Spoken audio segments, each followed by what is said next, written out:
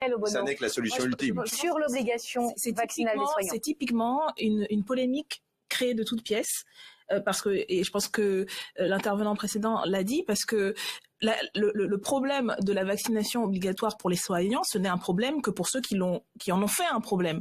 Les soignants sont les plus vaccinés aujourd'hui, les soignants et les soignantes. Et moi, je suis particulièrement choquée, en fait, du retournement du débat, parce qu'on en arrive à entendre ce qu'on a entendu sur une impunité de la fonction publique, etc. Ce sont des personnes qui ont risqué leur vie.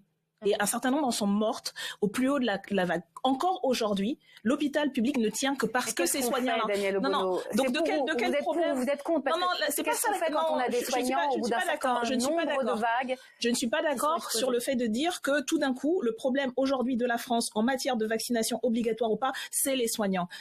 Aujourd'hui, le problème, et y compris si on veut parler des maladies nosocomiales, et pourquoi est-ce que les gens se contaminent à l'hôpital? C'est pas parce que les gens ne sont pas vaccinés. Et notre collègue Caroline Fiat le disait, je crois qu'elle a été sur vos plateaux pour expliquer comment ça se passe. La vérité, c'est parce qu'ils ne sont pas assez nombreux, parce qu'ils doivent courir d'une chambre à l'autre, parce qu'ils n'ont pas le temps de faire des gestes aussi simples que se laver les mains. Alors, comment est-ce que, non, excusez-moi, mais parce qu'on parle du vaccin dans tous les sens, comment est-ce que vous imaginez que des soignants n'ont pas le temps de se laver les mains et risquent effectivement de transmettre pas simplement le coronavirus, mais d'autres virus à leurs patients parce qu'ils manquent de moyens. Et moi, je trouve ça particulièrement ignoble de cacher. Le député de la majorité va vous répondre. De cacher derrière, parce que derrière, c'est pas les soignants en vérité. Et on a vu comment le débat a glissé des soignants à toute la population. Oui. Et donc, c'est bien de ça qu'il s'agit. Du coup, je ne comprends donc, pas. Je ne suis pas d'accord avec le fait d'en faire une question tout d'un coup où effectivement on parle de quoi?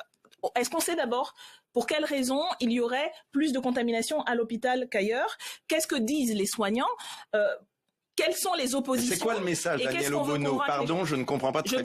Je pense qu'il faut arrêter de stigmatiser une partie de la population. Personne l'a fait ici. Si, excusez-moi, depuis plusieurs jours, on a cette discussion-là et on entend des choses sur les soignants et on se demande bien pourquoi. Alors, c'est Alexandre Anglade. S'il y avait un barrage de tous les soignants, et puis ensuite j'aimerais qu'on parle du pass sanitaire. Je crois que c'est vraiment irresponsable et ça montre bien en fait le problème structurel de l'hôpital aujourd'hui, y compris pour le coronavirus. Je termine là-dessus. Alors, pas de stigmatisation, crise de l'hôpital. Ce n'est pas la vaccination. C'est effectivement la tension hospitalière qui est une question de moyens. Et quand on n'arrive pas à recruter pour faire venir les gens à l'hôpital, je pense que les menacer de prendre sur leur très petite paye. Alors, la majorité vous répond là-dessus. Et ensuite, je vais vous montrer un fait. Pour ou contre la vaccination des soignants. Et moi, je vais vous dire, moi, je ne suis pas d'accord avec la question parce que c'est une question biaisée, c'est une question de mauvaise foi. Vous êtes vous-même vaccinée, Madame Obono? Je suis moi-même vaccinée. Et je vous rappelle que notre collègue Caroline Fiat a été vaccinée parmi les premières, a été plusieurs fois à l'hôpital, s'est battue et aujourd'hui fait partie de ceux qui récusent le fait de poser cette question-là de cette manière-là. J'aimerais vraiment qu'on avance parce que sinon on va jamais avoir le temps d'aborder tous les sujets. Est-ce que vous êtes pour l'augmentation de 300 € demandée par tous les soignants? Mais si c'est le débat, excusez-moi, vous choisissez le débat que vous créez. Non, c'est une vraie question d'exploitation. On a bien compris que vous refusez cette responsabilité. La responsabilité, elle est celle du gouvernement qui paye très mal les soignants, qui les a envoyés se faire mourir sans les protections en sac poubelle. Mais si, c'est ça le débat. Vous choisissez un débat qui permet d'enlever vos... Je vais vous proposer... Je ne suis pas d'accord. En 10 jours, sur une mesure qui remet en cause... Non, mais bien sûr qu'on sera capable. Et vous nous entendrez. Moi, j'aimerais vous entendre, si vous le voulez bien. Madame Obono. Vous nous entendrez, on sera sur l'élargissement du débat. Y compris, ce n'est pas que la France Insoumise, parce qu'il me semble rappeler que aucune des propositions de l'opposition, y compris des Républicains qui avaient fait des propositions dans votre sens, n'ont été acceptées. Des choses de détail sur les stades extra. Bref. Sur l'élargissement du pass, oui, j'entends cela, mais les personnels, ça va être compliqué. Je pense, je suis tout à fait d'accord sur le constat d'un manque d'anticipation, de préparation, de concertation. La démocratie sanitaire, et en plus, c'est depuis le début de la crise, ça fait 1 an et demi, c'est pas du jour au lendemain, que tous les experts, tous les membres des comités d'éthique, d'organisation, de patients, etc., le disent et alertent. Même le conseil scientifique l'avait dit. Mais moi, je pense qu'il y a juste un détail. Il y a juste un détail. En fait, on a parlé des contraintes économiques, organisationnelles, personnelles, mais il y a juste un détail sur les droits fondamentaux.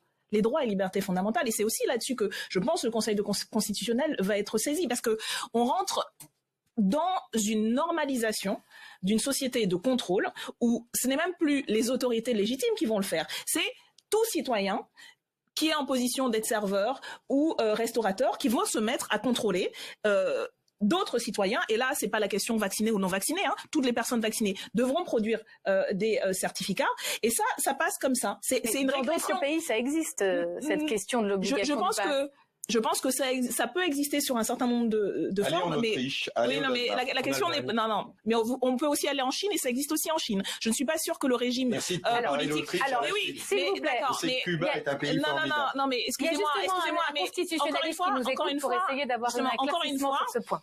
Je vous invite à lire, et je pense que vous lisez suffisamment Le Figaro, ou une très bonne tribune d'un juriste, Monsieur Slama, pose cette question, et ce n'est pas un insoumis, loin de là, pose la question des droits et libertés fondamentales. Absolument, d'ailleurs. Excusez-moi, c'est pas un détail. On peut pas juste s'inquiéter des questions économiques, elles sont justes, les questions sanitaires aussi, mais en passant par-dessus bord, ce qui fait, y compris le contrat social, quand vous dites, et le président l'a dit, et moi je trouvais ça extrêmement choquant, d'accepter que aujourd'hui, il y a deux catégories de citoyens, les vaccinés et les non vaccinés. Ben, je ne suis pas d'accord. Avec tout, nous sommes pour convaincre le maximum de gens d'aller se faire vacciner, mais instituer et formaliser le fait qu'aujourd'hui, il y aurait deux catégories de citoyens qui n'auraient pas les mêmes droits.